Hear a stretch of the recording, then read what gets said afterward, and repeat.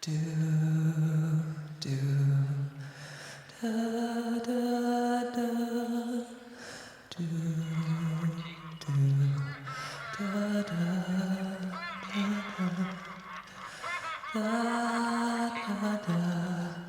da, da, da,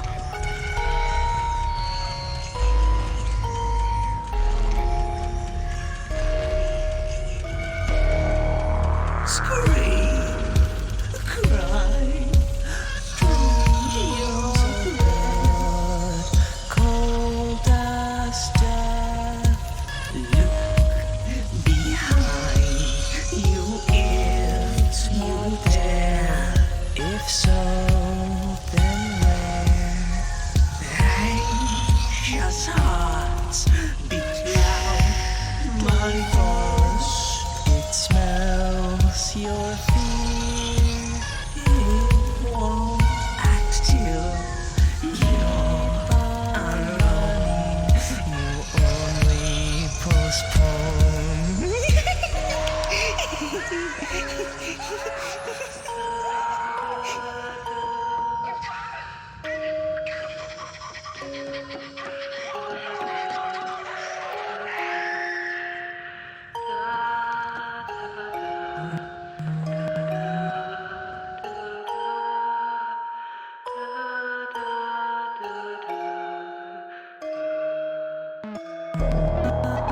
Scream, cry, hold your breath. Cold as death. Look behind you if you dare. If so, beware. Anxious hearts beat loud, my dear. It smells your fear. It won't act till you're alone. You only postpone.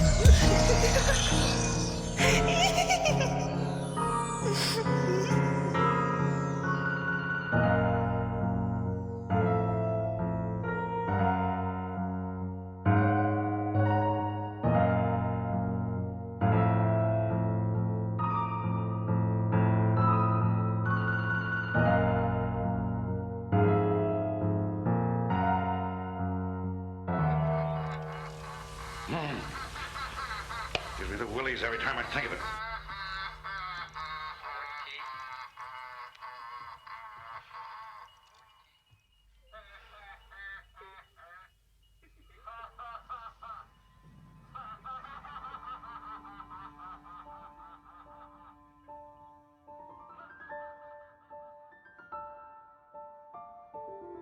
Hello. It comes time once again, dear viewers, for us to delve into the unknown, to delve into that which we fear the most. Reddit.com. We will today be searching through the legendary tales from the r/nosleep community. The tales written by their members that were well remembered and well received. I expect there to be many a scream, many a terror, and many a fright. So, without further ado, shall we?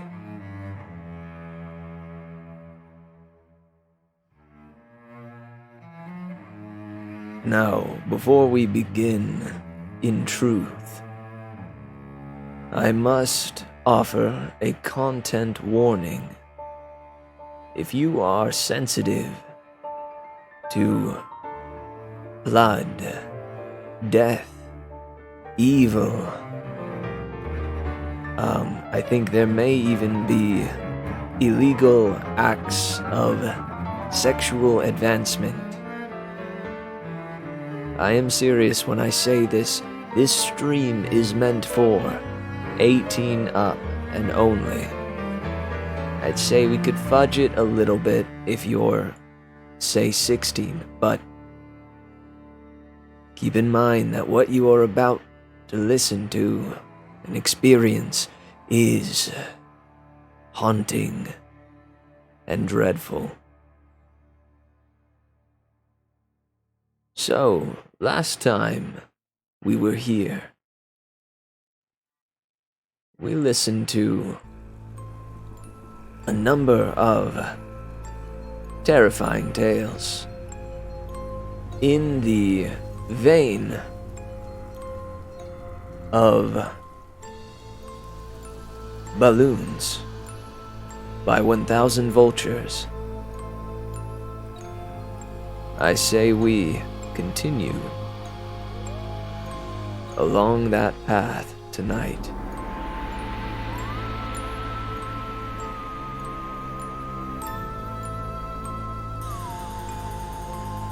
We read both footsteps and balloons last time, so I say we continue this tale and see what Boxes is all about.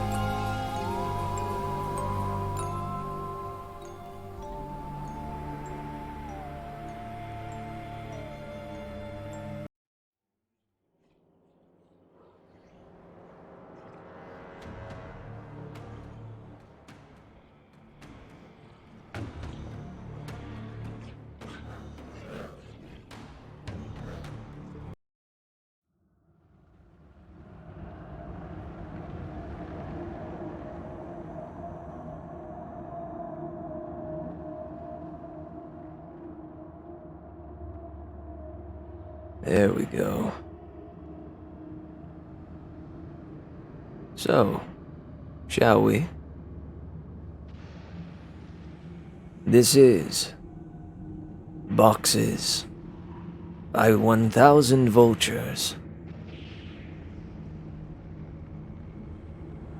If you haven't read Footsteps or Balloons, please do so before reading what's below, so you'll understand. For those of you who have read my other stories and asked if there was more, and received cryptic answers from me, I want to apologize for being dishonest. I said several times in the comments that nothing really happened after Footsteps, but that wasn't true. The events of the following story weren't locked away in the recesses of my mind. I've always remembered them. It wasn't until I remembered balloons and spoke with my mother about the following events that I realized how intertwined this story was with everything else.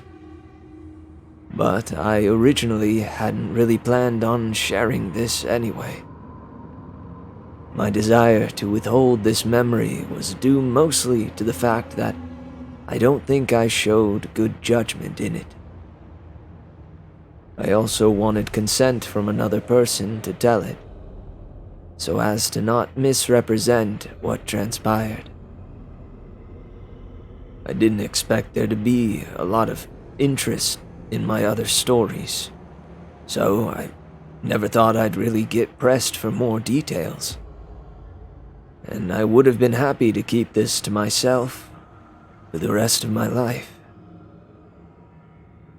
I haven't been able to reach the other party, but I would feel disingenuous withholding this story from those who wanted more information now that I've spoken with my mother and another connecting line has been drawn. What follows is as accurate a recollection as I could manage. I apologize for the length. I spent the summer before my first year of elementary school learning how to climb trees. There was one particular pine tree right outside my house that seemed almost designed for me. It had branches that were so low I could easily grab them with a boost. And for the first couple of days after I learned how to pull myself up, I would just sit on the lowest branch, dangling my feet. The tree was outside our back fence and was easily visible from the kitchen window, which was just above the sink. Before too long, my mother and I developed a routine where I would go play on the tree when she washed the dishes, because she could easily see me while she was doing other things. As the summer passed, my abilities grew. Before long, I was climbing fairly high. As the tree got taller, its branches not only got thinner, but more widely spaced, so I eventually reached a point where I couldn't actually climb any higher. and so the game had to change. I began to concentrate on speed, and in the end, I could reach my highest branch in 25 seconds.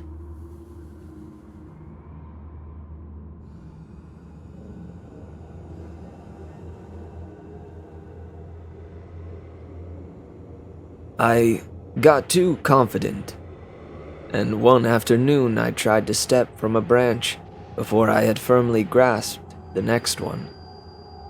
I fell about 20 feet and broke my arm really badly in 2 places. My mom was running toward me yelling, and I remember her sounding like she was underwater. I don't remember what she said, but I do remember being surprised by just how white my bone was. I was going to start kindergarten with a cast and wouldn't even have any friends to sign it. My mom must have felt terrible because the day before I started school, she brought me home a kitten. He was just a baby and was striped with tan and white. As soon as she put him down, he crawled into an empty case of soda that was sitting on the floor. I named him Boxes. Boxes was only an outside cat when he escaped. My mom had him declawed so he wouldn't destroy the furniture. So as a result, we did our best to keep him inside. He'd get out every now and then, and we'd find him somewhere in the backyard chasing some kind of bug or lizard, though he could hardly ever catch one because he had no front claws. He was pretty evasive, but we'd always catch him and carry him back inside. He'd scramble to look back over my shoulder. I told Mom that it was because he was planning his next strategy for next time. Once inside, we'd give him some tuna fish, and he came to learn what the sound of a can opener might signal. He'd come running whenever he heard it. This conditioning came in handy later, because toward the end of our time in that house, Boxes would get out much more often and would run under the house into the crawl space where neither of us wanted to follow, because it was cramped and probably crawling with bugs and rodents. Ingeniously, my mom thought to hook the can opener to an extension cord out back and run it right outside the hole that Boxes had gone through. Eventually, he would emerge with his loud meows, looking excited by the sound and then horrified at how we could run such a cruel ruse on him. A can opener with no tuna made no sense to Boxes. The last time he escaped under the house was actually our last day in it. My mom had put the house on the market, and we had begun packing our things. We didn't have much, and we stretched the packing out a while, though I had already packed up all my clothes at my mom's request. My mom could tell I was really sad about moving and wanted the transition to be smooth for me. And I guess she thought that having my clothes in the box would reinforce the idea that we were moving, but things wouldn't change that much. When Boxes got out as we were loading some things into the moving van, my mom cursed because she had already packed the can opener and wasn't sure where it was. I pretended to go look for it so I wouldn't have to go under the house. And my mom, probably completely aware of my little scam, moved one of the panels and crawled in. She came out with Boxes pretty quickly and seemed pretty unnerved, which made me feel even better about getting out of it. My mom made some phone calls while I packed a little more, and then she came into my room and told me that she had spoken to the realtor. We were going to start moving into the other house that day. She said it like it was excellent news. But I had thought we had more time in this house. She originally said that we weren't moving until the end of next week, and it was only Tuesday. What's more, we weren't completely finished packing, but my mom said sometimes it was just easier to replace things than pack them and haul them all over the city. I didn't even get to grab the rest of my boxed clothes. I asked if I could call Josh to say bye, but she said that we could just call him from the new house. We left in the moving van.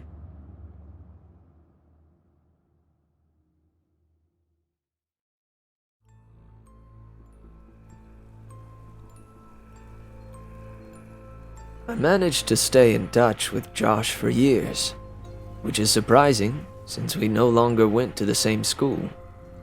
Our parents weren't close friends, but they knew that we were, so they would accommodate our desires to see one another by driving us back and forth for sleepovers.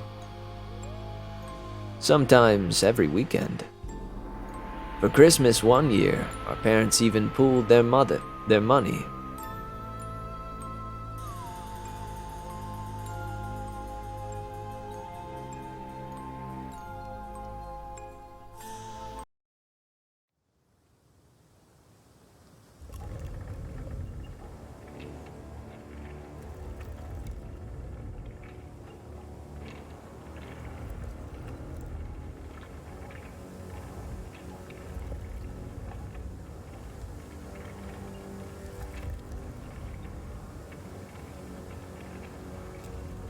For Christmas one year, our parents even pooled their money and got us some really nice walkie-talkies that were advertised to work across a range that extended past the distance between our houses.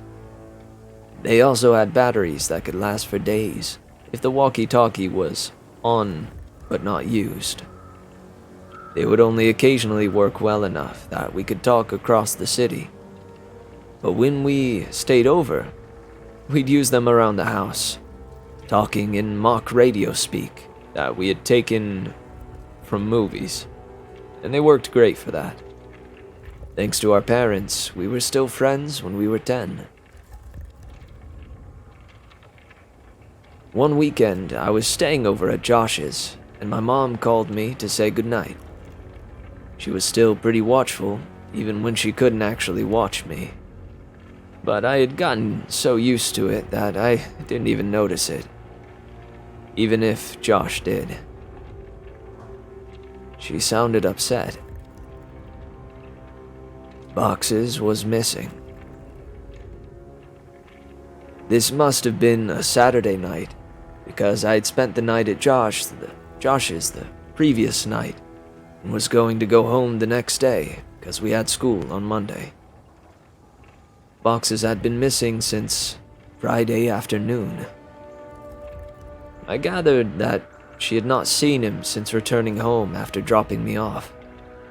She must have decided to tell me he was missing, because he didn't come home before I did. Because if he didn't come home before I did, then I would be devastated at not only his absence, but how she could have kept it from me. She told me not to worry. He'll come back. He always does. But Boxes didn't come back. 3 weekends later, I stayed at Josh's again. I was still upset about Boxes. But my mom told me that there had been many times when pets had disappeared from home for weeks or even months, only to return on their own. She said they always knew where home was and would always try to get back. I was explaining this to Josh when a thought hit me so hard that I interrupted my own sentence to say it out loud. What if Boxes thought of the wrong home? Josh was confused. What? He lives with you.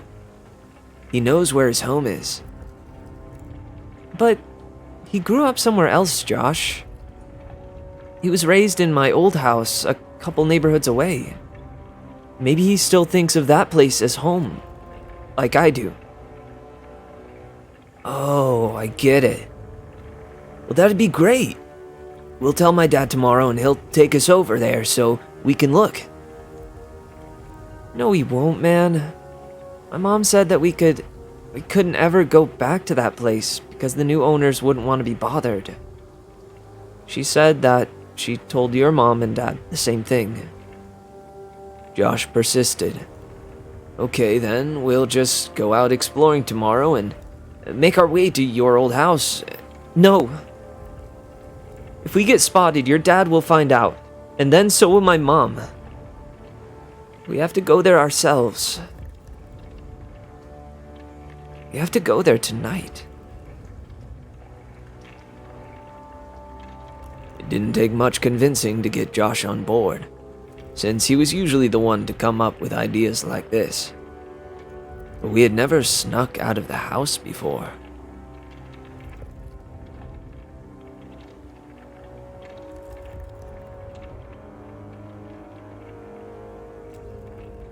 It actually turned out to be incredibly easy. The window in his room opened to the backyard, and he had a latched wooden fence that wasn't locked. After those two minor hurdles, we slipped off into the night, flashlight and walkie-talkies in hand. There were two ways to get from Josh's house to my old house. We could walk on the street and make all the turns, or go through the woods, which would take about half the time. It would have taken about 2 hours to walk there taking the street, but I suggested that we go that way anyway. I told him it was because I didn't want to get lost. Josh refused and said that if we were seen, they might recognize him and tell his dad. He threatened to go home if we didn't just take the shortcut. And I accepted it because I didn't want to go by myself. Josh didn't know about the last time I walked through these woods at night. The woods were much less creepy with a friend and a flashlight, and we were making pretty good time. I wasn't entirely sure where we were, but Josh seemed confident enough, and that bolstered my morale. We passed through a particularly thick patch of tangled trees when the strap on my walkie-talkie got caught on a branch. Josh had the flashlight, so I was struggling to get the walkie free when I heard Josh say, "Hey man, wanna go for a swim? Wanna go for a swim?" I looked over to where he was shining the flashlight, though I closed my eyes as I did, because I now knew where we were. He was pointing at the pool float. This was where I had woken up in these woods all those years ago. I felt a lump in my throat and the sting of fresh tears in my eyes as I continued to struggle with the walkie. Frustrated, I yanked on it hard enough to break it free. Then I turned and walked to Josh, who had partially laid down on the pool float in a mock sunbathing pose. As I walked toward him, I stumbled and nearly fell into a fairly large hole that was sitting in the middle of this small clearing. But I regained my balance and stopped right at its edge. It was deep. I was surprised by the size of the hole, but more surprised by the fact that I didn't remember it. I realized it must not have been there that night because it was in the same spot where I had awoken. I put it out of my mind and turned to Josh. "Quit messing around, man. You saw I was stuck over there, and you were just laying here joking around on this float. On this float. I punctuated the sentence with a kick to an exposed part of the float. A screeching rose from it. Josh's smile inverted.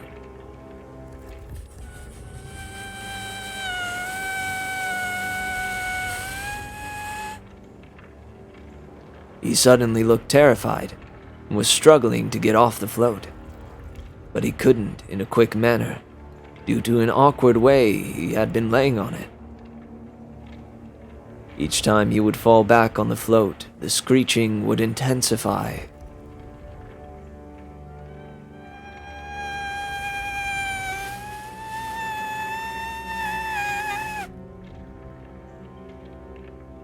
I wanted to help Josh, but I couldn't move myself any closer. My legs wouldn't cooperate. I hated these woods. I picked up the flashlight that he had thrown in his thrashing and shined it on the float, not knowing what to expect. Finally, Josh got off the float and rushed next to me, looking at where I was shining the light. Suddenly, there it was. It was a rat. I started laughing nervously, and we both watched the rat run into the woods, taking the screeches with it. Josh lightly punched me in the arm, the smile slowly returning to his face. And we continued walking.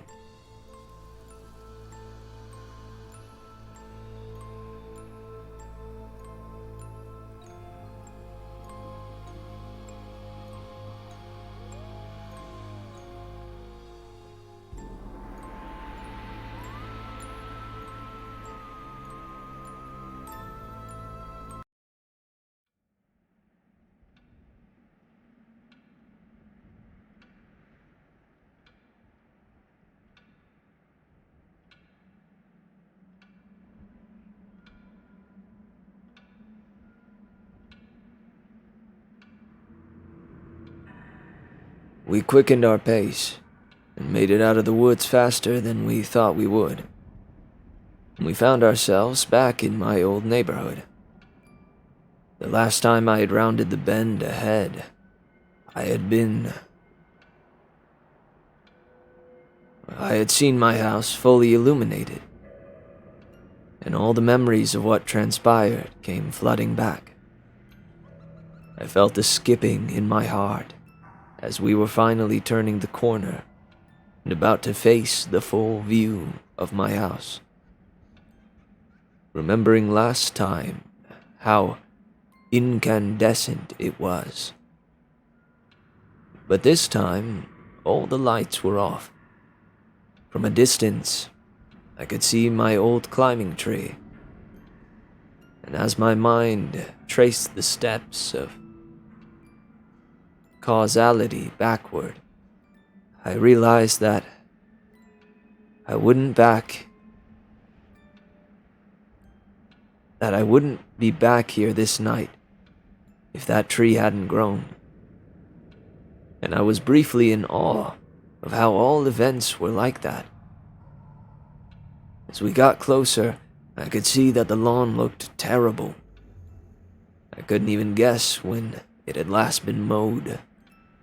One of the shutters had partially broken loose and was rocking back and forth in the breeze.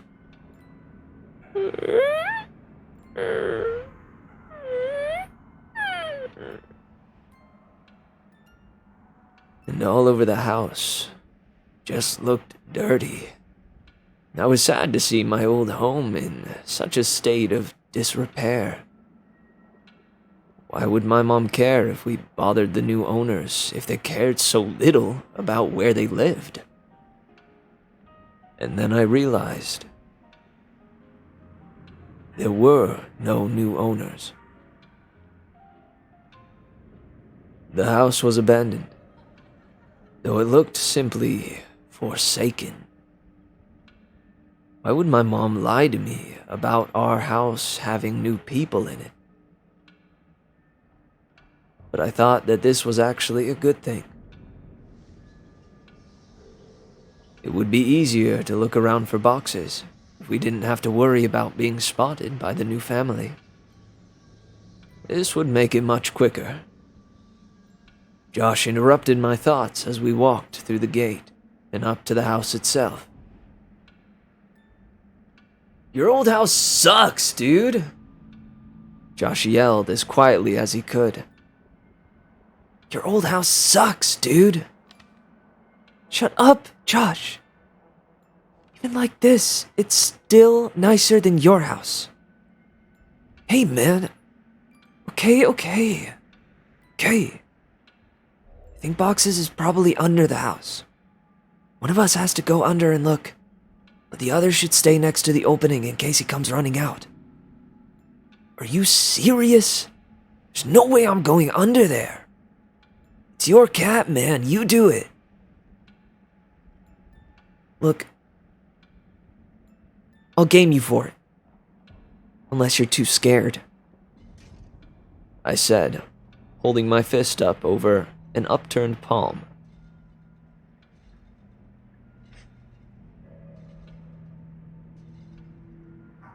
"Fine, but we go on shoot, not on 3.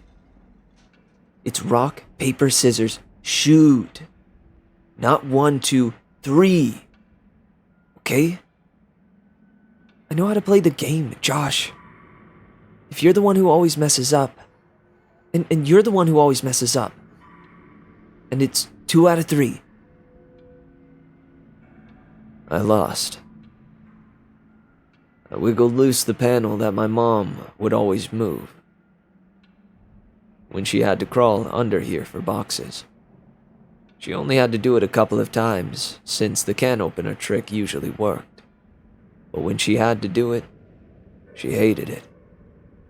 Especially that last time. And as I looked into the darkness of the crawl space, I had a greater appreciation for why. Before we moved, she said that it was actually better that boxes ran under here. Despite how hard it could be to get him out, it was less dangerous than him jumping over the fence and running around the neighborhood. All that was true, but I was still dreading doing this. I grabbed the flashlight and the walkie and began to crawl in. A powerful smell overtook me. It smelled like death. I turned on my walkie. Josh? Josh?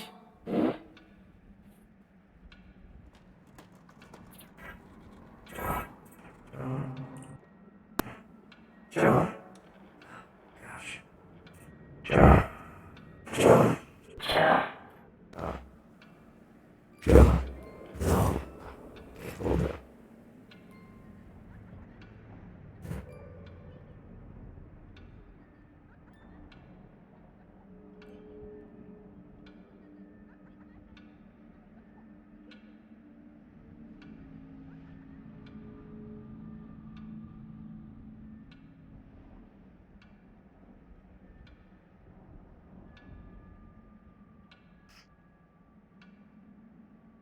Josh, are you there?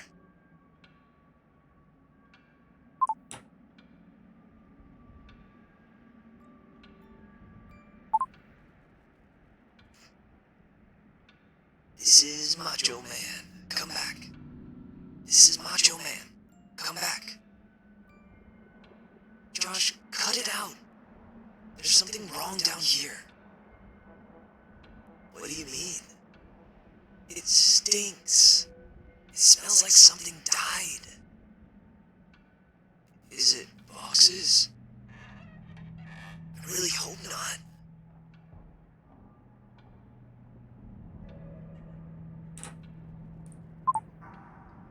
I set down the walkie and moved the flashlight around as I crawled forward. Looking through the hole from the outside, you could see all the way back with the right lighting. but you had to be inside to see around the support blocks that held up the house. I'd say that there was about 40% of the area that you couldn't see unless you were actually in the crawl space.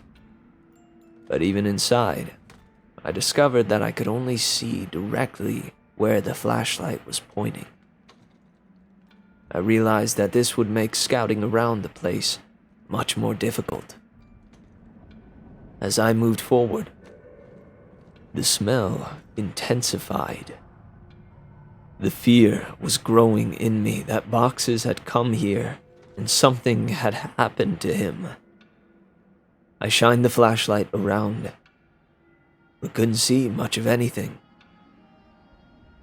I wrapped my fingers around a support block to pull myself forward, and as I did, I felt something that made my hand recoil. Fur. My heart sank, and I prepared myself emotionally for what I was about to see. I crawled slowly so I could prolong what I knew was coming. And I inched my eyes and the flashlight past the block to see what was on the other side. I staggered back in horror. Jesus Christ! Escaped my trembling mouth. It was a hideous and twisted creature, badly decomposed. Its skin had rotted away from its face, so the teeth appeared to be enormous, and the smell was unbearable.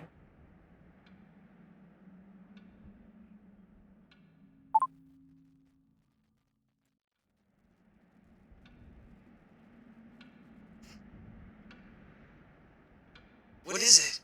Are you okay? Is it Boxes?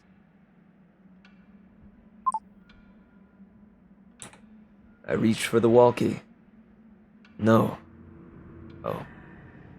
I reached for the walkie.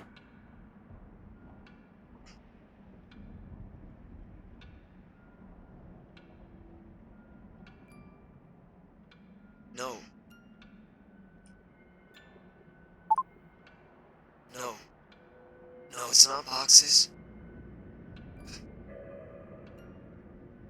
Well, what the hell is it then? I don't know.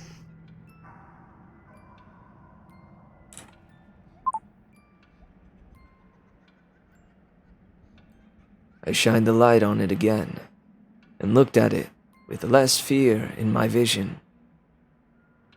I chuckled.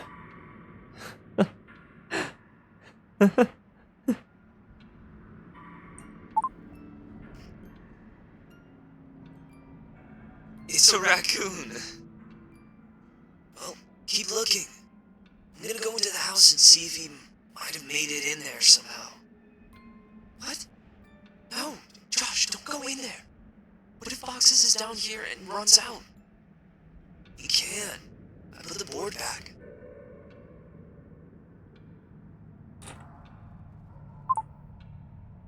I looked and saw he was telling the truth.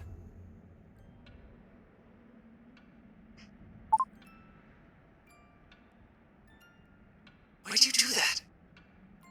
Don't worry, man. You can move it easy. This makes more sense. If Boxes ran out and I missed him, then he'd be gone. If he's down there, then grab him tight and I'll come move the board. And if he's not, then you can move it yourself while I look in the house.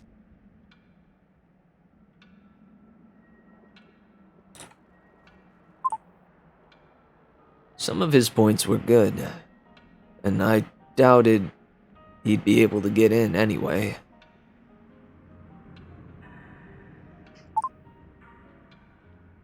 Okay. But be careful. And don't touch anything. There's a bunch of my old clothes still in boxes in my room. You can look in there to see if he crawled in one. And make sure to bring your walkie. Roger that, good buddy.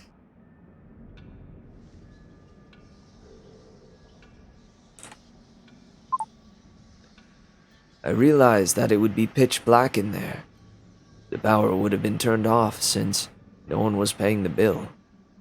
With any luck, he'd be able to see from the streetlights that might cast some light inside. Otherwise, I'm not sure what he'd do. Before too long, I heard footsteps right over my head and felt old dirt raining down on me.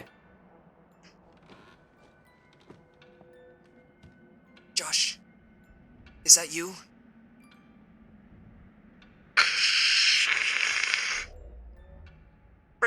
Breaker, this is Macho Man coming back for the big Tango Foxtrot. The Eagle has landed.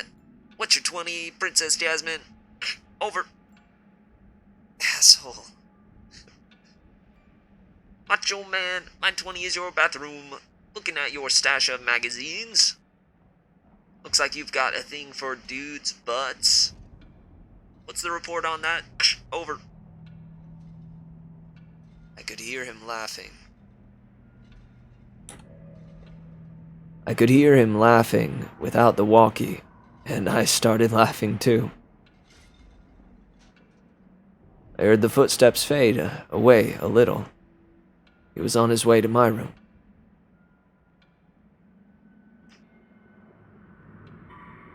Man, it's dark in here.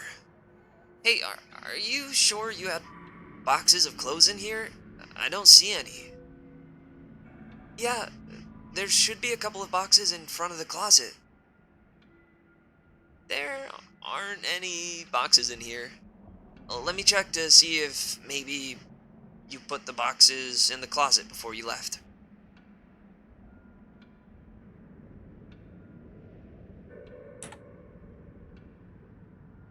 I started thinking that maybe my mom had come back and gotten the clothes and just given them away because I had outgrown a lot of them.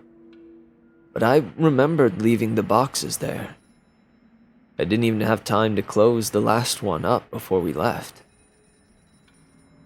While I was waiting for Josh to tell me what he found, I kicked out my leg, which was starting to fall asleep because of the position I was in, and it hit something. I looked back and saw something really strange. It was a blanket, and all around it were bowls. I crawled a little closer to it. The blanket smelled moldy, and most of the bowls were empty. But one had something that I recognized still in it. Cat food. It was a different kind than we gave to boxes, but I suddenly understood. My mom had set up a little place for boxes to encourage him to come here instead of running around the neighborhood. That made a lot of sense, and it seemed even more likely that boxes would have come back to this place. That's so cool, Mom, I thought.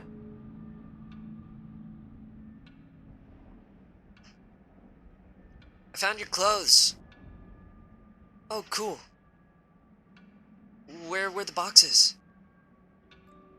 Like I said, there are no boxes.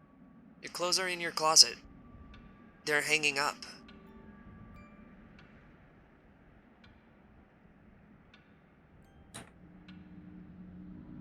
I felt a chill. This was impossible. I had packed all my clothes. Even though we weren't supposed to move for another 2 weeks when we left, I remember packing them and thinking that it was stupid for me to have to get clothes out of the box and put them back in. I had packed them, but someone had hung them back up. Why, though? Josh needed to get out of there.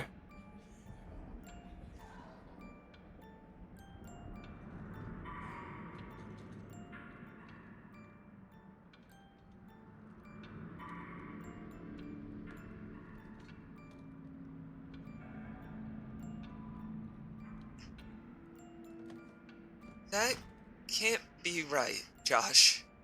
They're supposed to be in boxes. Stop messing around and just come back outside.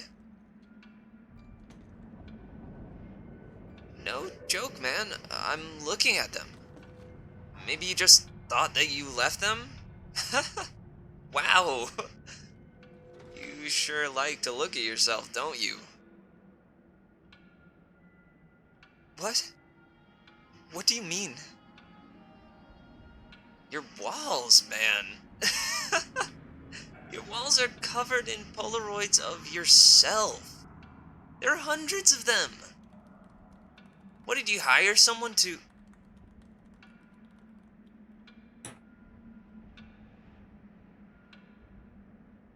Silence. I checked my walkie to see if I had switched it off somehow. It was fine. I could hear footsteps, but couldn't tell exactly where Josh was going. I waited for Josh to finish his sentence, thinking that his finger had just slipped off the button, but he didn't continue. He seemed to be stomping around the house now.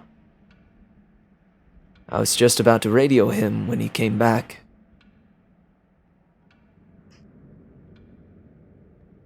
There's someone in the house.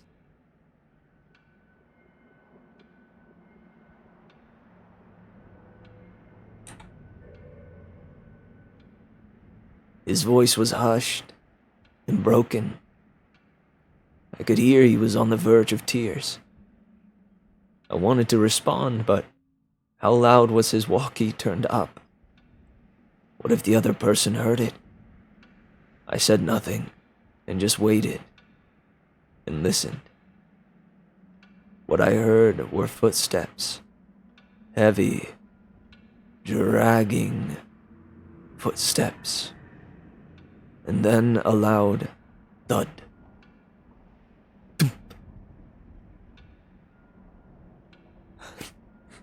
God, Josh. He had been found. I was sure of it. This person had found him and was hurting him. I broke out in tears.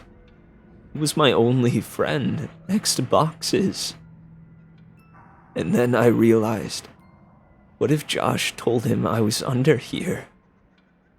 What could I possibly do? As I struggled to compose myself, I thankfully heard Josh's voice through the walkie.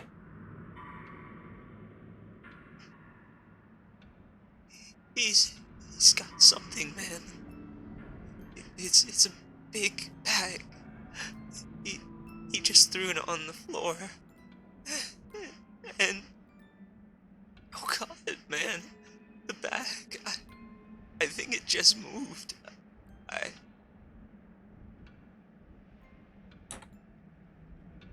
I was paralyzed. I wanted to run home. I wanted to save Josh. I wanted to go for help. I wanted so many things, but I just lay there, frozen. As I lay unable to move,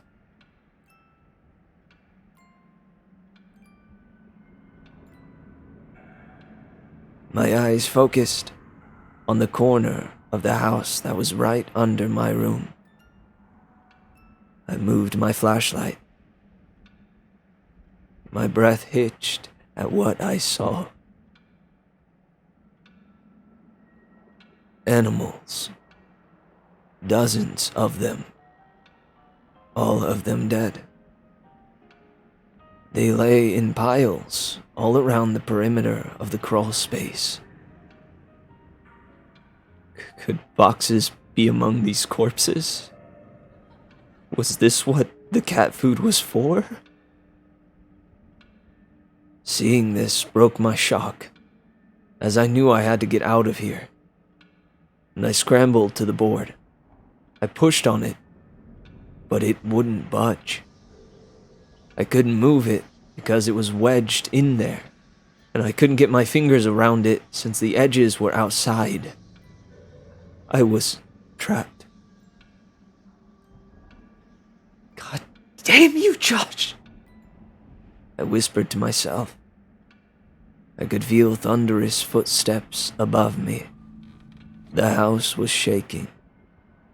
I heard Josh scream, and it was matched by another scream that wasn't full of fear.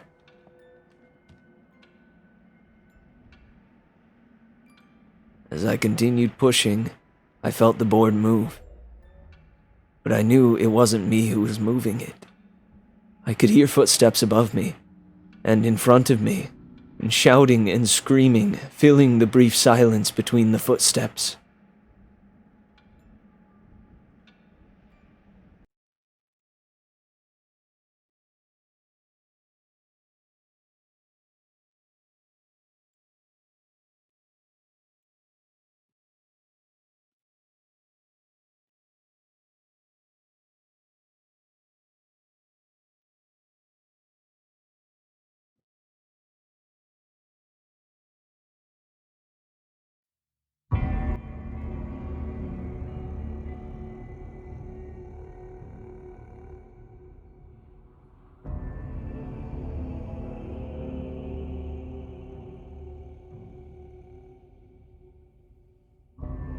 I could hear footsteps above me and in front of me, and shouting and screaming filled the brief silence between the footsteps.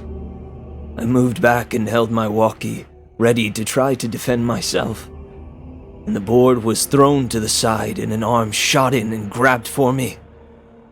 Let go, man, now! It was Josh. Thank God. I scrambled out of the opening, holding the flashlight and the walkie. When we got to the fence, we both jumped it, but Josh's walkie fell. He reached for it, and I told him to forget it. We had to move.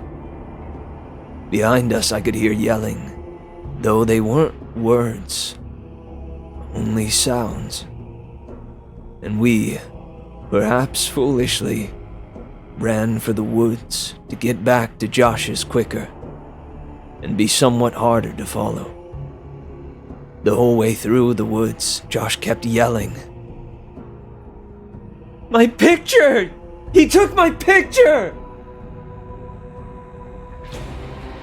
But I knew the man already had Josh's picture.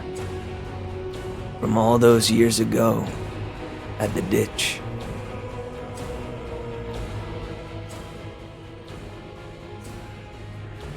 I supposed Josh still thought those mechanical sounds were from a robot. We made it back to Josh's house and back into his room before his parents woke up.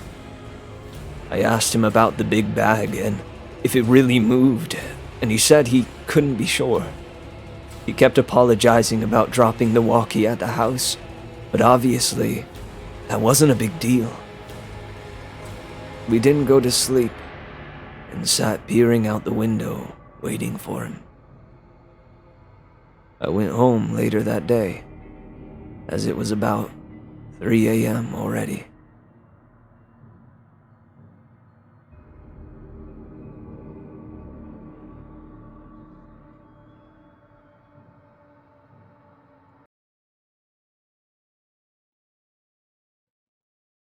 I told my mom the basics of this story a couple days ago. She broke down and was furious about the danger I put myself in. I asked her why she made all those things up about bothering the new owners to stop me from going. Why did she think the house was so dangerous? She became irate and hysterical. But she answered my question. She grabbed my hand and squeezed it harder than I thought her capable of, and locked her eyes to mine, whispering as if she was afraid of being overheard. Because I never put any fucking blankets or bowls under the house for boxes. You weren't the only one to find them.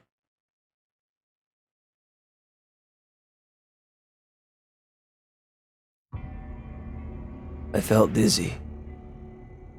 I understood so much now. I understood why she had looked so uneasy after she brought boxes out from under the house on her last day there. She found more than spiders or a rat's nest that day. I understood why we left almost 2 weeks early. I understood why she tried to stop me from going back. She knew.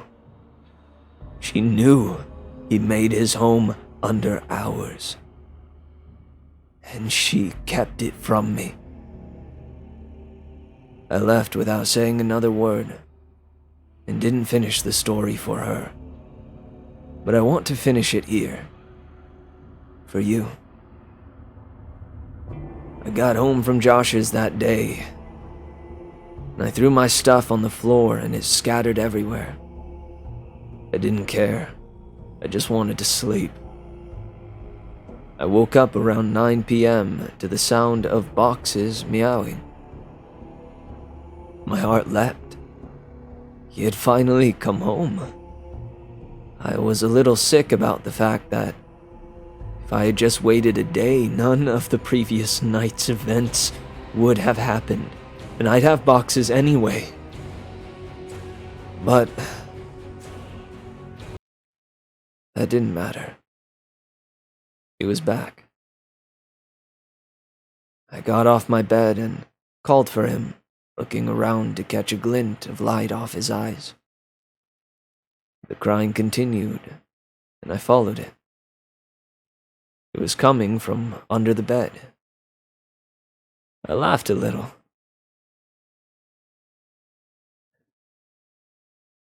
Thinking I had just crawled under a house looking for him, and how this was so much better. His meows were being muffled by a shirt, so I flung it aside and smiled, yelling, "Welcome home, boxes!"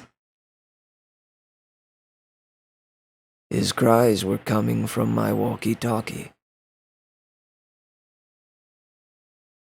Boxes never came home.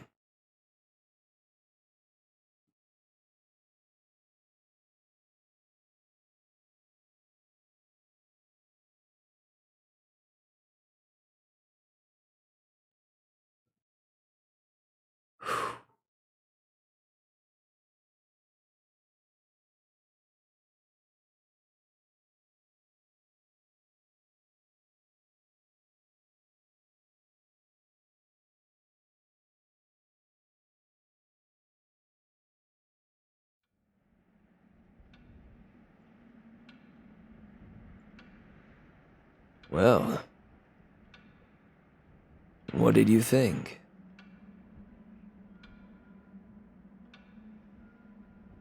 I gotta say, I think, this work, much like the last two, is so good with the mystery of it all. With leaving out the details that this writer knows that we can fill ourselves. And that what we might fill into those empty sections is far more terrifying than anything that would be assured and written down and confirmed.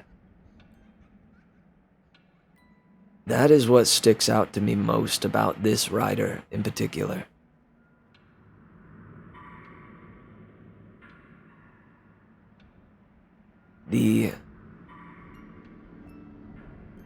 The amnesia that came from the other events in the other two stories. So good. And then having this one be the one story that he remembered with shocking clarity.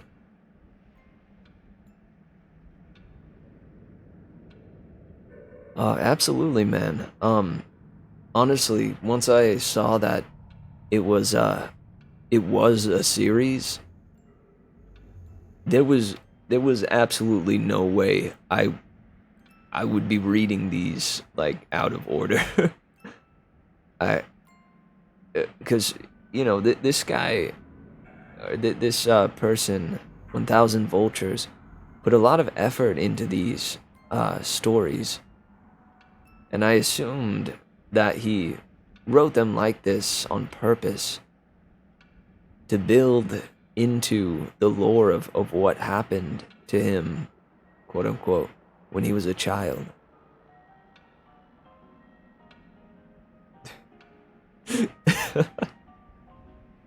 Fucking onions, who put these here? This reminds me of SpongeBob. Lol. Lol, I know, right? It's me. Okay, guys. Do they actually show the comment of a deleted account now? That is pretty sweet.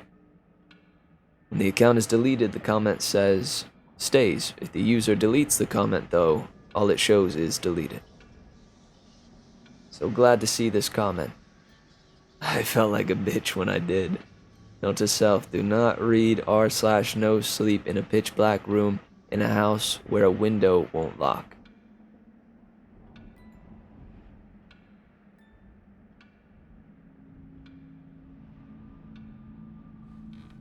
Whoops. Dark gray. I'm afraid this is what I do every single Saturday. Whoops. Alright, tight. So I think the next one we'll read is maps.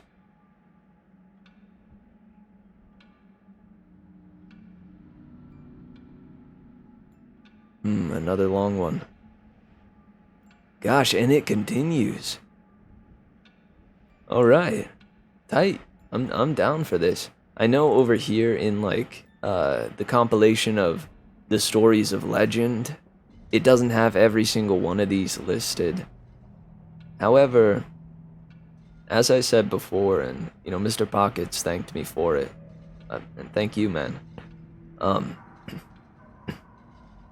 I want to read these consecutively, to give 1,000 vultures the credit that they are due. And so, when we return, dear viewers, we will be delving into maps by 1,000 vultures. During this break, remember to lay back and sink into the endless suffering that is thinking of the abyss, and how we will eventually seep into its endless embrace.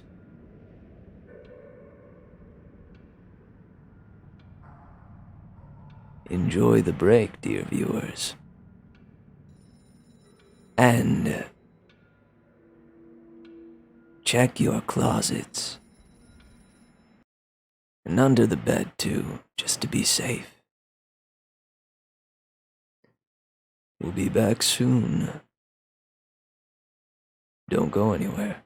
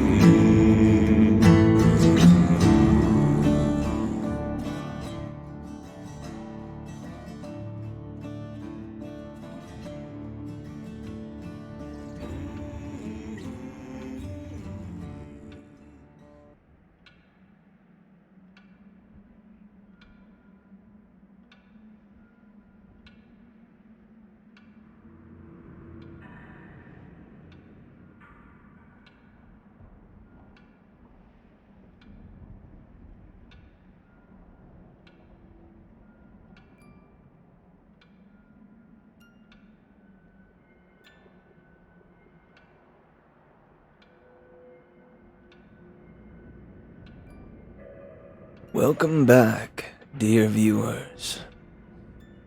I pray that your break was as unsettling as my own, and that you are now dreadfully unprepared for this next story.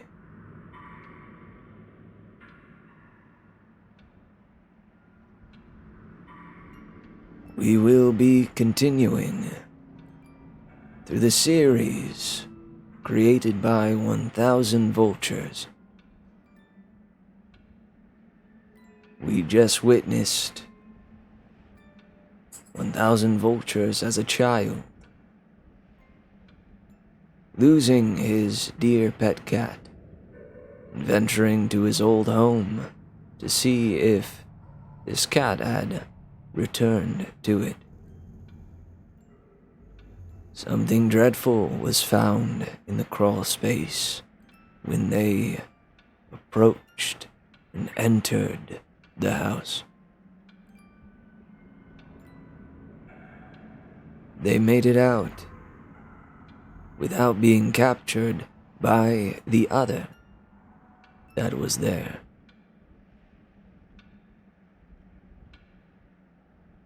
Let's see what more 1000 Vultures has in store for us.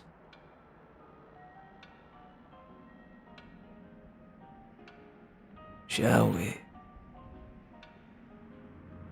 This is Maps by 1000 Vultures.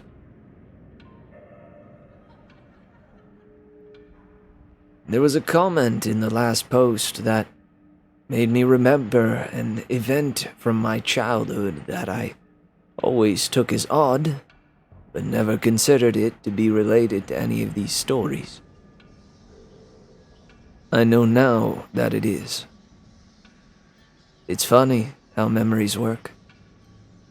The details might all be present in your mind, though scattered and disarrayed, and then in a single thought can stitch them back together almost instantly. I never thought of these events much because I was focused on the wrong details. I went back to my mom's house and went through my old childhood schoolwork looking for something that I think is important. I couldn't find it, but I'll keep looking. Again, sorry for the length.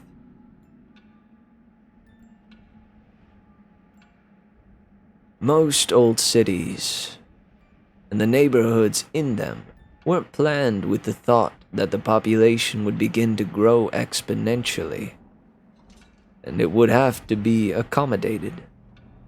The layout of the roads is originally in response to geographical restrictions and the necessity of connecting points of economic importance. Once the connecting roads are established, new businesses and roads are positioned strategically along the exiting skeleton, and eventually the paths carved into the earth are immortalized in asphalt, leaving room only for minor modifications, additions, and alterations, but never a dramatic change. My childhood neighborhood must have been old then. If straight lines move as the crow flies, then my neighborhood must have been built based on the travels of a snake. The first house built must have been placed around the lake, and gradually the inhabitable area increased as the new extensions were built off the original path. But these new extensions all ended abruptly at one point or another. There was only one entrance, one exit to the entire neighborhood. Many of these extensions were limited by a tributary, which both fed and drank from the lake and passed right by when I came to call. and have called these stories the ditch. Many of the original homes had enormous yards, but some of those original plots had been divided, leaving properties with smaller and smaller boundaries.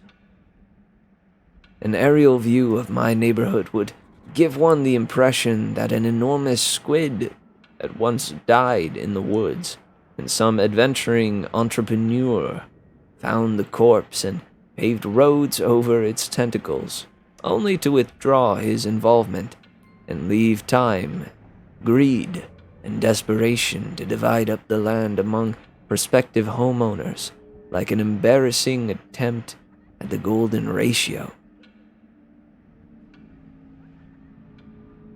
From my porch, you could see the old houses that surrounded the lake.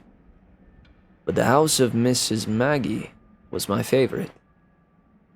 She was, as best as I can remember, around 80 years old. But despite that, she was one of the friendliest people I had ever met. She had a head of loose-set white curls, and always wore light dresses with floral patterns. She would talk to me and Josh from her back porch when we were swimming in the lake, and she would always invite us in for snacks. She said that she was lonely because her husband Tom was always away on business. But Josh and I would always decline her invitation because, as nice as Mrs. Maggie was, there was still something a bit odd about her. Every now and then when we would swim away, she would say, "Chris, John, you're welcome here anytime." And we could hear her still yelling when we were walking back into my house. Mrs. Maggie, like many of the older homeowners, had a sprinkler system that was on a timer. Though at some point over the years, her timer must have broken, because the sprinklers would come on at various points during the day and often even at night all year. While it never got cold enough to snow very much, several times each winter I would go outside in the morning to see Mrs. Maggie's yard transformed into a surreal Arctic paradise by the frozen water. Every other yard stood sterilized and dry by the biting frost of the winter's cold. But right there in the middle of the bleak reminder of the savagery of the season was an oasis of beautiful ice hanging like stalactites from every branch, every tree, every leaf, every bush. As the sun rose, it reflected off, and each piece of ice splintered the sun into a rainbow that would only be viewed briefly before it blinded you. Even as a child, I was struck by how beautiful it was, and often Josh and I would go over there to walk on the iced grass and have sword fights with the icicles. Once I asked my mom why she left it on like that. My mom seemed to search for the explanation before she said, "Well, sweetie, Mrs. Maggie is sick a lot. And sometimes when she gets really sick, she gets confused. That's why she messes up yours and Josh's names sometimes. She doesn't mean to, but sometimes she just can't remember. She lives in that big house all by herself, so it's okay if you talk to her when you swim in the lake, but when she invites you in, you should keep saying no. Be polite. Her feelings won't get hurt."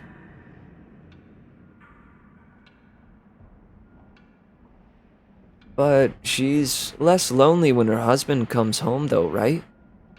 How often will he be away on business? It seems like he's always been away." Or it seems like he's always away. My mom seemed to struggle, and I could see that she had become very upset. Finally, she answered. Honey, Tom's not going to come home. Tom's in heaven. He died years and years ago, but Mrs. Maggie doesn't remember. She gets confused and forgets. But Tom's not ever coming home. If someone moved back in with her, she might even think it was Tom. But he's gone, sweetie. I would have only been around 5 or 6 when she told me that, and while I didn't understand it completely, I was still profoundly sad for Mrs. Maggie. I know now that Mrs. Maggie had Alzheimer's. She and her husband Tom had had 2 sons, Chris and John. The two had worked out payment plans with the utility companies and paid for Mrs. Maggie's water and electricity, but they would never visit her. I don't know if something happened between them, or if it was the illness, or if they just lived too far away, but they never came around. I have no idea what they looked like, but there were times when Mrs. Maggie must have thought Josh and I looked like they did when they were children. Or maybe she saw what some part of her mind so desperately wanted her to see, ignoring the images transmitted down her optic nerve, and just for a little while showing her what used to be. I realize only now how lonely she must have been. During the summer after kindergarten, before the events of balloons, Josh and I had taken to exploring the woods near my house, as well as the tributary of the lake. We knew that the woods between our houses were connected, and we thought it would be neat if the lake near my house was somehow connected to the creek around his. So, we resolved ourselves to find out. We were going to make maps. The plan was to make 2 separate maps and then combine them. We would make one map exploring the area around the creek near his house, and make another following the outflow from my lake. Originally, we were going to make one map, but we realized that wasn't possible, since I had started drawing the map of my area so huge that the route from his house wouldn't have been to scale. We kept the map from the lake at my house, and the map from the creek at his. And we would add to each when we stayed the night with each other. For the first couple weeks, it went really well. We would walk through the woods along the water, and pause every couple of minutes to add to the map, and it seemed like the 2 maps would come together any day. We had no equipment needed for the job, not even a compass, but we tried to make do. We had the idea to impale the earth with a stick when we had reached the end of the venture, so that if we came upon the stick from the other direction, the next weekend we would know we had joined the maps. We might have been the world's worst cartographers. Eventually, however, the woods became too thick near the water coming from the lake, and we were unable to proceed further.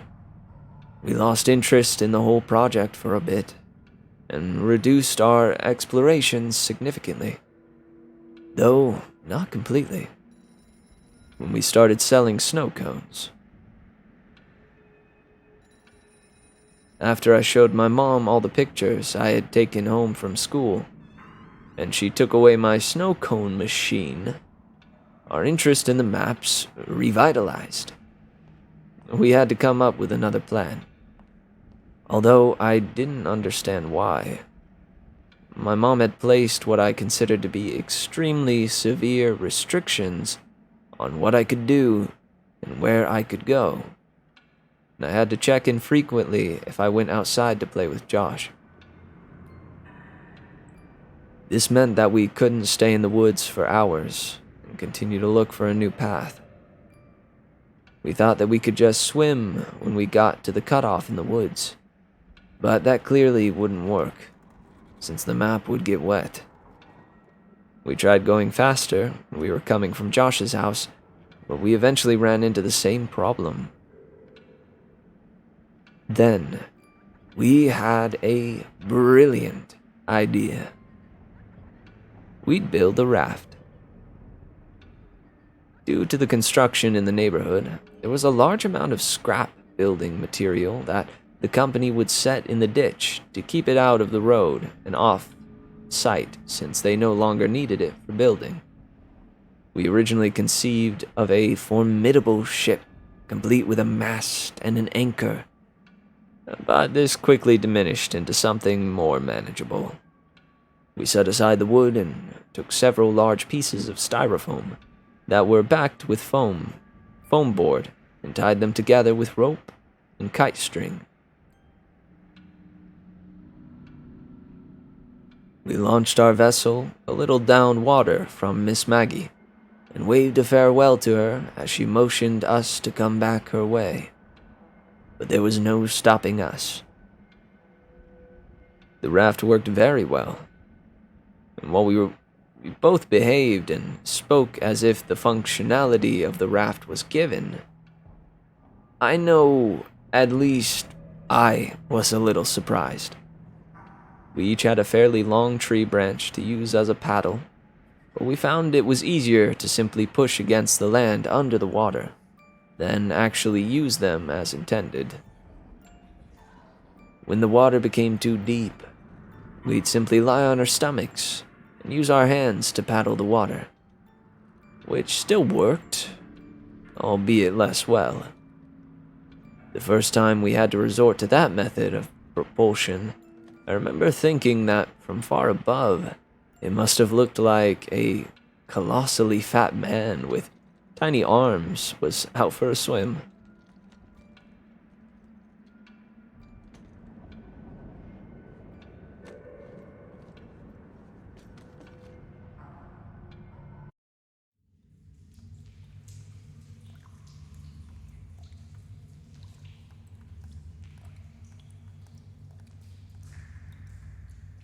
It actually took us several trips to get the raft to the impassable patch of woods that marked the farthest we had made it. After we had come up with the idea of marking the ground with the stick, we had taken to running through the woods until we got to the stick, and then as carefully and precisely as we knew how, charted our course. This meant that the impasse was actually quite a bit away, so to sail from around my house all the way to the blockade in the woods was taking longer than expected. We'd sail for a bit and then dock the raft, and then next time we'd run through the woods to the raft and go a little further. We continued this well into first grade. Josh and I were assigned to different groups that year, so since we didn't really see one another during the school day, our parents were more willing to let us hang out all weekend each week. What's more, Josh's dad had taken on a lengthy construction job that required him to work over the weekends, and his mother was on call. So this meant that Josh would stay at my house most every weekend for weeks on end. We should have been making excellent progress. But when we finally made it to the impasse and had the opportunity to explore past it, we couldn't find a place to dock the raft. The woods were simply too thick, and the water had eroded the land to the point that there was nearly a 2-foot rise of earth over the tributary, which exposed the twisting and damp roots of the trees above. We'd have to turn back every time and leave the raft at some thick of trees that prompted us to build it in the first place. Even worse, winter had arrived, so we couldn't justify leaving the house in our swimsuits. We were getting nowhere. We always had to come home before we could gain much ground. On a Saturday, around 7 p.m., Josh and I were playing when one of my mom's co-workers knocked on our door. Her name was Samantha, and I remember her well now because I would propose to her a couple of years later when I was visiting my mom at work. My mom said that she had to go to work to fix a problem that had arisen, and that she'd be back in about 2 hours. Her car was being repaired, so she'd have to ride with Samantha. But I gathered that the problem was the Samantha's fault, and discussing it in the car was why it would only take 2 hours. She said that under no circumstances were we to leave the house or open the door for anyone. And she was in the middle of explaining that she would call every hour when she got there to check in. But she ended the statement prematurely when she remembered that our phone had been turned off for delinquent payments. This was why Samantha had just come by unannounced. She looked me dead in the eye as she was closing the door and said, "Stay put." This was our chance. We watched her drive down the serpentine road toward the exit, and as soon as the car rounded the last visible bend, we ran back to my room. I dumped my backpack out while Josh grabbed the map. "Hey, do you have a flashlight?" Josh chimed. "No, but we'll be back way before dark." "I was just thinking, just in case, we should have one." "My mom has one, but I don't know where she keeps it." "Wait!" I ran into my closet and pulled a box down from the top shelf. "You have a flashlight in there?" Josh asked. "Not exactly." I opened the box and revealed 3 Roman candles that I had taken from the pile that my mother had amassed for the 4th of July that past summer, along with a lighter that I had managed to take from her some months before. This would ensure that we at least had some light if we needed it. This was a little bit before I'd been given an opportunity to be afraid of the woods at night. So it wasn't fear that motivated our search for a light source, only practicality. We threw it all in the backpack and bolted out the back door, making sure to close it so boxes wouldn't get out. We had 1 hour and 50 minutes. We ran through the woods as fast as we could and made it to the raft in about 15 minutes.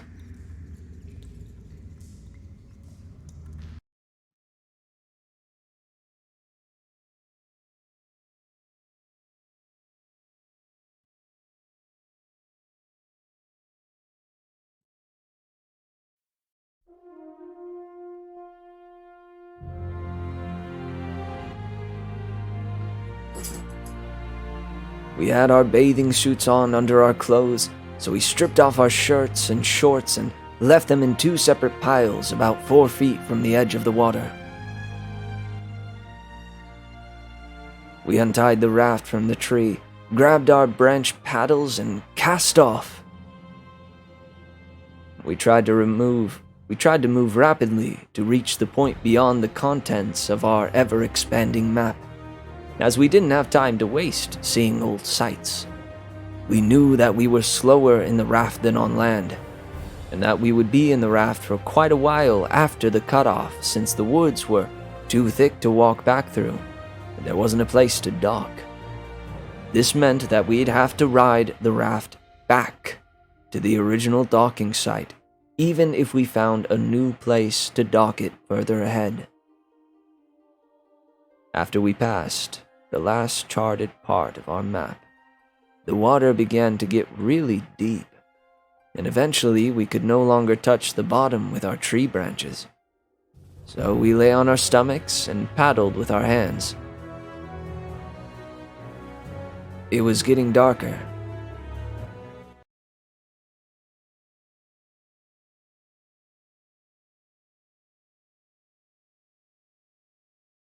And as a result, it was becoming harder to distinguish the trees from one another.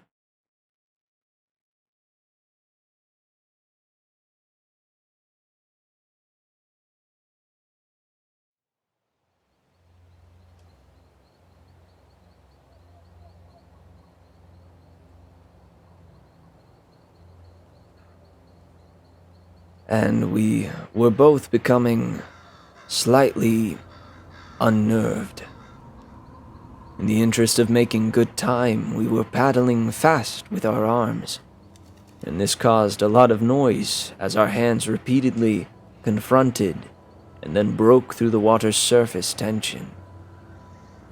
During these periods, we could both hear the crunching of dead leaves and the snapping of fallen sticks in the woods to our right. As we would slow our pace and quiet our actions, the rustling in the woods would cease.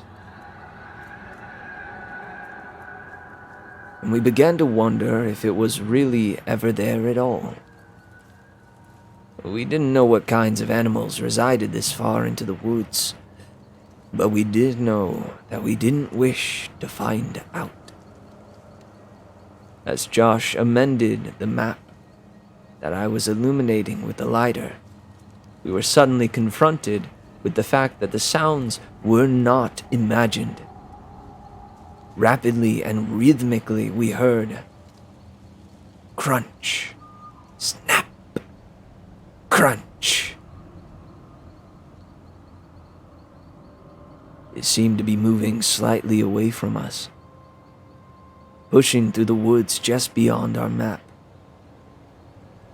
It had become too dark to see. We had misjudged how long the sun would linger. Nervously, I called out.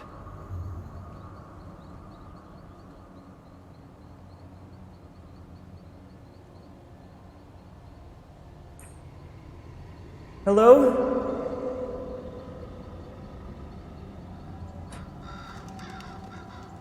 There was a brief moment of breathless tension as we lay static in the water. This silence was suddenly broken by laughter.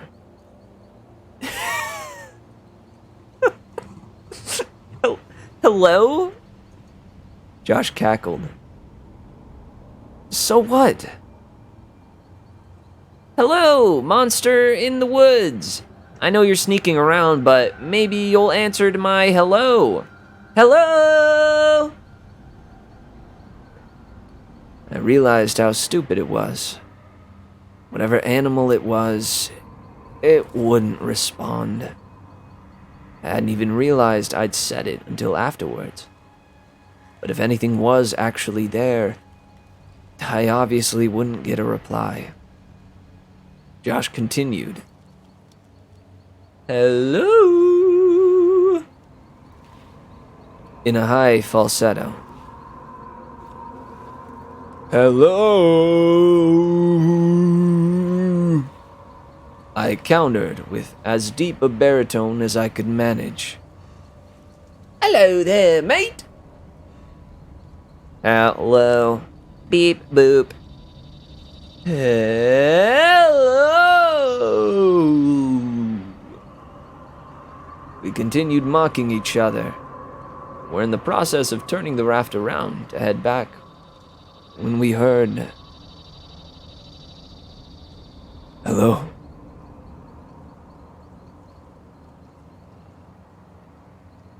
It was whispered and forced, as if it were powered by the last breath in a pair of deflating lungs. But it didn't sound sickly. It had come from the spot just off the map, which now sat behind us, since we had turned the raft around. I slowly shifted on the raft and faced the direction of the sound as I fumbled with the Roman candle. I wanted to see. What are you doing? Josh hissed. But I had already lit it. As the sparking fuse sunk into the wrapper, I held it toward the sky. I had never actually shot one of these myself, and thought to just use it like a flare in the movies. A glowing green orb rocketed out toward the stars and then quickly extinguished. I lowered my arm toward the horizon. I could remember that there were several colors, but I couldn't remember how many times one of these fired before being depleted. A second ball of red light burst out and fizzled above the trees, but I saw nothing. Let's just go, man. Josh pressed, as he turned to face the direction back home and began paddling desperately. Just one more. Lowering my arm directly at the woods in front of me, another red ball of fire was launched from the tube. It traveled straight ahead until it collided with a tree, briefly exploding the light in a much greater diameter. Still, nothing.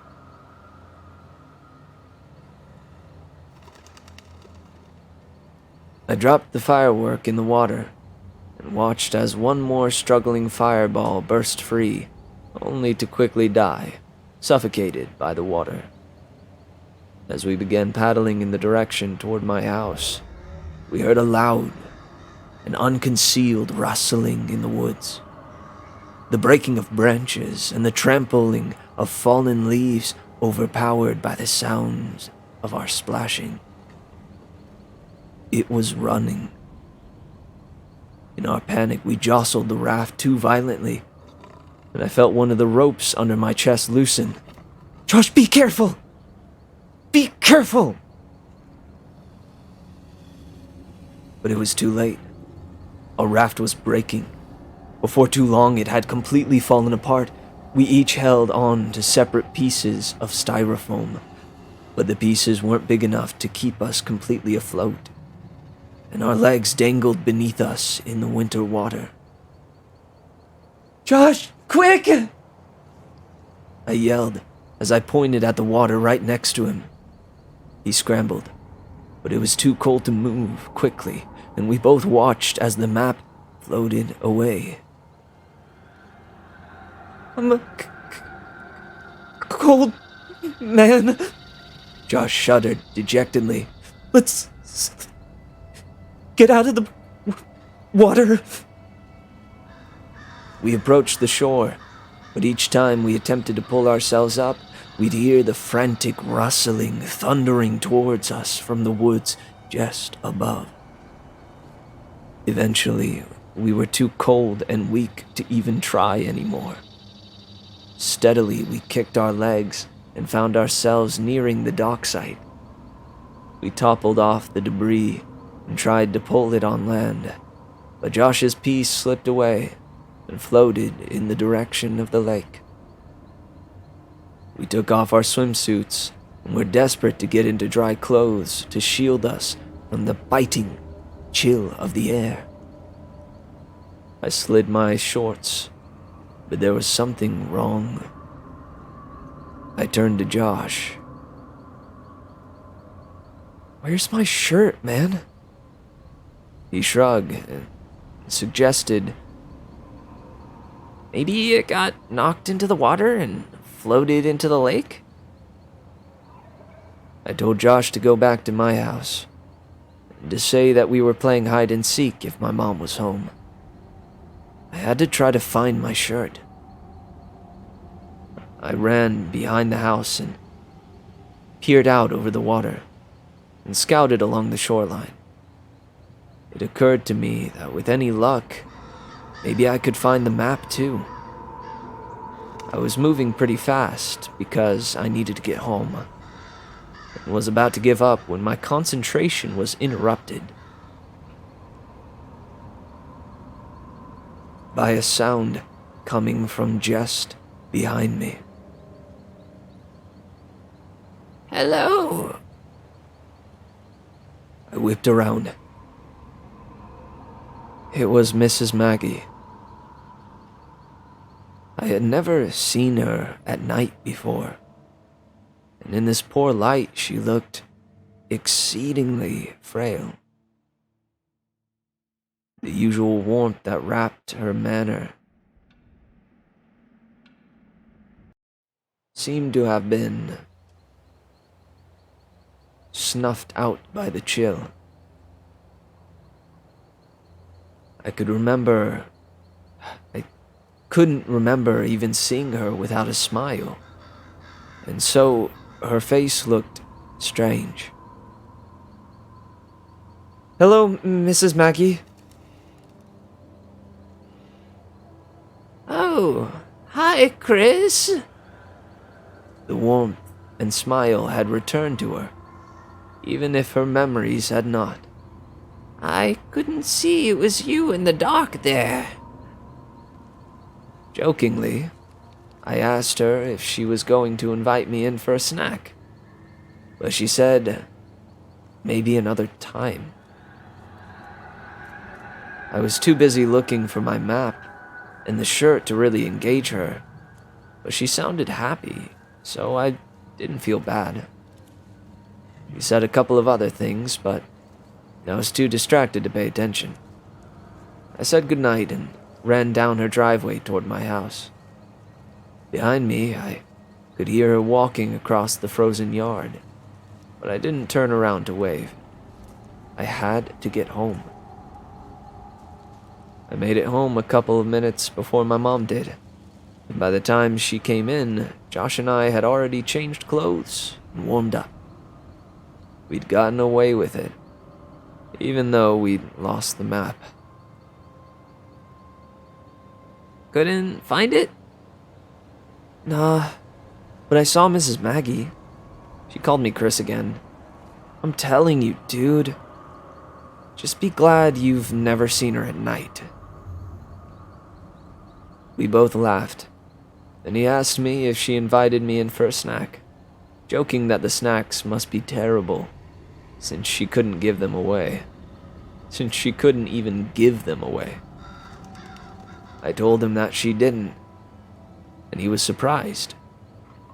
And now that I had time to think about it, so was I. Literally every time we had seen her, she had invited us in for snacks. And here I had, albeit sarcastically, invited myself, and she said no. As Josh talked more about Mrs. Maggie, I suddenly realized that the lighter might still be in my pocket, and that it would be disastrous for my mom to find it. I grabbed my shorts off the floor and patted my pockets. I felt something, but it wasn't the lighter. From my back pocket, I slid out a folded piece of paper, and my heart leapt. The map? I thought, but I watched it float away. As I unfolded the paper, my stomach turned as I tried to understand what I was seeing. Drawn on the paper, inside of a large oval, were two stick figures holding hands. One was much bigger than the other, but neither had faces. The paper was torn, so a part of it was missing, and there was a number written near the top right corner. It was either 15 or 16. I nervously handed Josh the paper and asked him if he had put it in my pocket at some point. But he scoffed at the idea and asked why I was so upset. I pointed toward the smaller stick figure and what was written next to it. It was my initials. I shook it off and told Josh the rest of the conversation between Mrs. Maggie and I. I had always attributed the odd exchange to her being sick, until revisiting the events in my mind all these years later. As I think about it now, the feeling of profound sadness for Mrs. Maggie returns. But it is augmented by the looming feeling of despair when I think about why she said, "Maybe another time." I knew what she had said, but I didn't understand what it meant that night.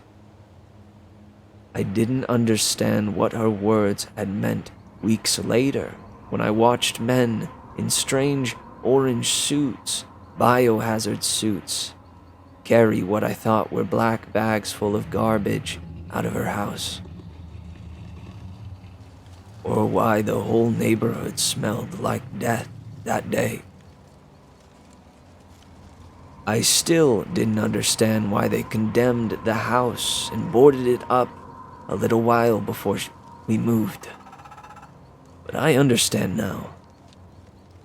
I understand why her last words to me were so important, even if neither she nor I realized at the time. Mrs. Maggie had told me that night that Tom had come home. But I know now who had really moved in. Just as I know now why I never saw her body brought out on a stretcher. The bags weren't filled with garbage.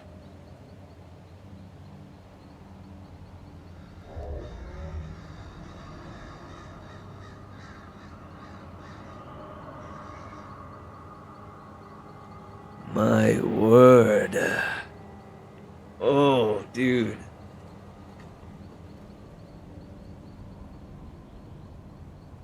Gosh, the scenarios that this person comes up with are so good.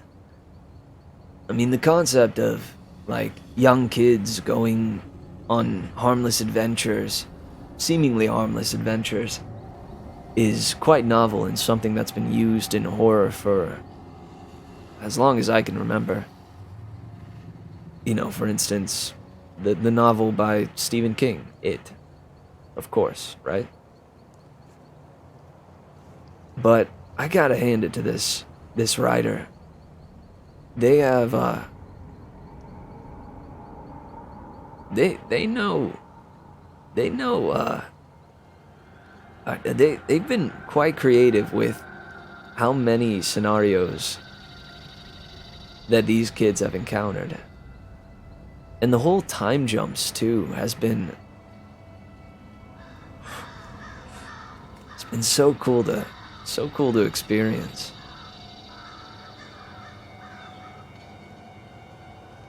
Well, dear viewers, we have one story remaining. Unless, I'm gonna click on it here. Oh, never mind. We have a few stories remaining from 1000 Vultures. I'm looking forward to next time as we continue our dive into 1000 Vultures lore, 1000 Vultures history, 1000 Vultures terrible history.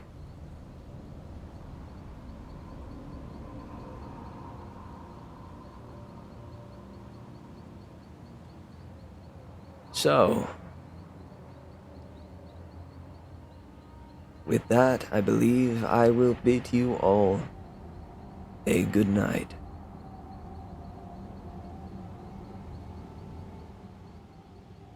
Allow me to pull up the outro music.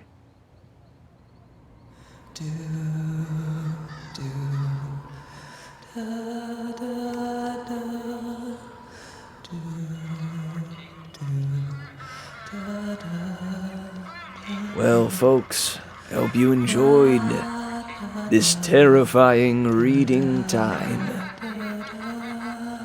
And only for Saturdays, remember to take the malice that we stumbled upon tonight. Let it unsettle you as you try your best to sleep tonight. And let it be there with you still as the sun rises with you not having slept a wink.